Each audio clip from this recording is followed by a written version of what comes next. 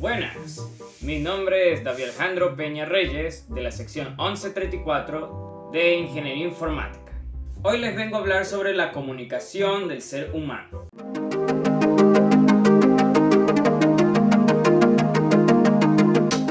La comunicación del ser humano es muy importante. Nosotros, el ser humano, somos un ser vivo que fácilmente se comunica entre nosotros, ya que es necesario para nosotros relacionarnos. Claro, también uno tiene que saber algunos métodos para no sentirse incómodos o nerviosos o con el temor de equivocarse. Esos normalmente serían las que te enseñan a estar siempre calmado, a tener un lenguaje corporal que tengas confianza, ya que el público, si te ve de manera que parezcas muy nervioso, para entender la comunicación tenemos que entender algunos conceptos. Por ejemplo, ¿qué es la comunicación asertiva? Bueno, la comunicación asertiva es la persona que fácilmente se puede expresar, puede decir opiniones o ideas que se le venga a la mente y aún así sin arrepentirse de decirlas. Es alguien que es confiado y que fácilmente pues se relaciona con la gente. Ahora, las personas que no tienen esa actitud, o sea que no son asertivas, normalmente se sienten nerviosas o que les cuesta, les dificulta expresarse a esa persona, y por esa razón es necesario que uno por lo menos sea asertivo cuando esté con un individuo conversando, ya que también fácilmente las personas que sí son asertivas pueden también transmitir sentimientos y la persona pues los va a entender, y ahí es donde entra la empatía, ya que nosotros como humanos también tenemos que entender a la otra persona, de receptor a emisor y viceversa, ya que nosotros como el emisor, nosotros vamos a transmitir algunas cosas que nos parezcan información, pues esa información le servirá al receptor, o sea, al que está escuchando, y podrá entender lo que se siente a la otra persona. Por decirte un ejemplo, que de repente estés hablando de que pues te sientes mal y no puedes ir a tal lugar, y al decirle esa información la otra persona va a entender que no podrás ir a ese lugar y automáticamente va a entender su situación y después va a prolongar, va a posponer esa salida. Ahí el receptor y el emisor usaron una comunicación empática. El emisor le tuvo que dar una información para que entendiera su situación, lo que está sucediendo en el momento, y el receptor, al escuchar el tema, la razón de por qué faltaría a ese viaje, el receptor inmediatamente analiza lo que dijo y por ende le da una respuesta, porque como ya comprendió su situación, sabe qué puede decir. También a las personas que les dificulta hablar, hay algunas maneras para calmarse. Por ejemplo, inhalar, exhalar. También es necesario para uno tener pensamientos positivos. Claro, porque obviamente una persona que si se la pase pensando negativamente, que me va a pasar mal, que pasa que si me trabo, etcétera y etcétera, obviamente le va a dificultar más poder conversar con gente y mucho más con público. Por ende, es necesario estar siempre relajado y siempre pensar que todo va a salir bien. También tenemos que entender que nuestro cerebro también funciona de una manera que pues nos ayuda a comprender varias de las conversaciones que nos estén dando, o sea, todos esos datos que nos estén diciendo en el momento, ya que el cerebro funciona como una computadora exactamente. La computadora tiene varios formatos. Por ejemplo, si es una imagen puede ser JPG, si es un video MP3, un archivo MP3, si es un archivo que trae información, o sea, escritura, puede ser un Word, un PDF, etc. Bueno, el cerebro funciona de la misma manera, solamente que las neuronas son las que se encargan de analizar toda esa información que nos estén dando, que nosotros estemos recibiendo, e inmediatamente lo transformará en lo que exactamente necesitamos.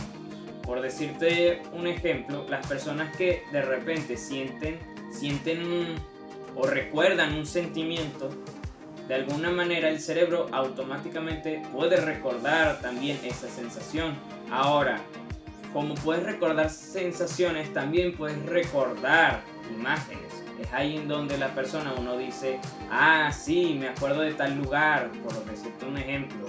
Le dan una dirección y le dicen que el punto en donde van a ir es una casa morada. Automáticamente el cerebro, las neuronas, van a transmitir y van a convertir ese recuerdo en una imagen. Y ahí es donde nosotros recordamos qué es lo que estamos pensando. Ese recuerdo del pasado que se transforma en imagen. También se pueden existir en video, pues, que serían los recuerdos de los momentos, las experiencias que hemos vivido. Como por decirte que nosotros fuimos a la playa y automáticamente recuerdas un momento, que cuando estás nadando o cosas así. Bueno, el cerebro automáticamente ese recuerdo lo convierte en video y por ende nosotros lo recordamos. Cuando memorizamos también textos o cuando nosotros estamos exponiendo, el cerebro también guarda toda esa información y las almacena. Ahora, ¿cómo las almacena? Las categoriza. La única forma para que el cerebro pueda recordar tanta información es que los reparte en forma de formatos.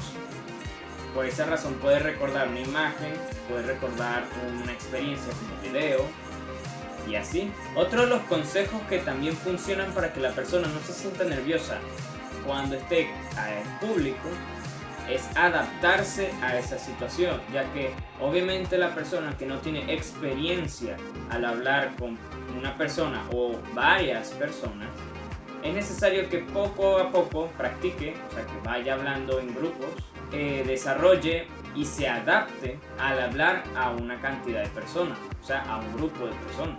También es necesario que nosotros tengamos una autoestima, pero que sea buena, o sea, una alta autoestima. Eso no significa que automáticamente al tener alta autoestima somos egocéntricos o automáticamente somos groseros, no. Una persona que tiene alta autoestima es una persona que se siente bien, que se acepta.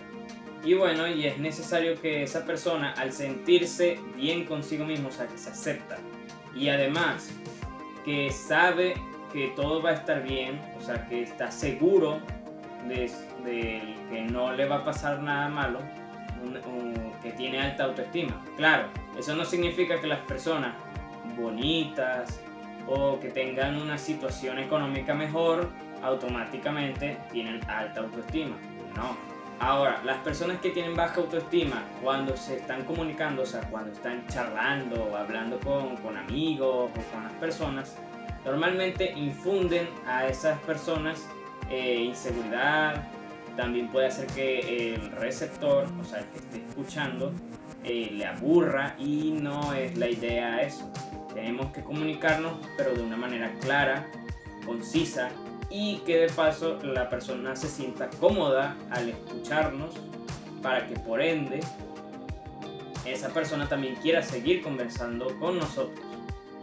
Por esa razón es necesario también tener una alta autoestima y no estar todo el tiempo nervioso, ya que también las personas que nos estén escuchando se nos acercan por esa información que nosotros vamos a proveer, que nosotros vamos a decirles. Y por ende nosotros tenemos que ser claros a la información que nosotros queramos dar. También tenemos que tener unas buenas decisiones, o sea, saber en qué momento es necesario conversar con una persona, ya que por decirte un ejemplo, si tú vas a hablar con un grupo de personas que están hablando ya de un tema, tú no puedes ir allá e interrumpirles, ¿no?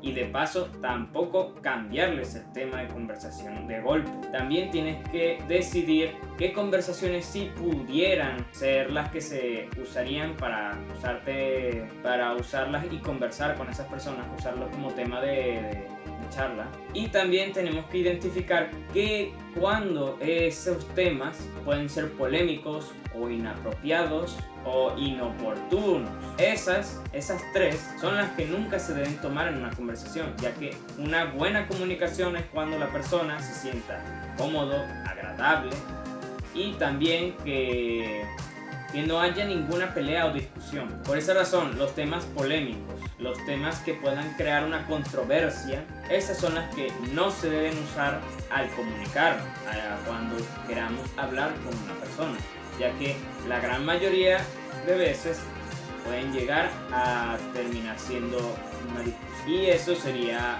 muy desagradable para cualquier persona, como emisor o como receptor.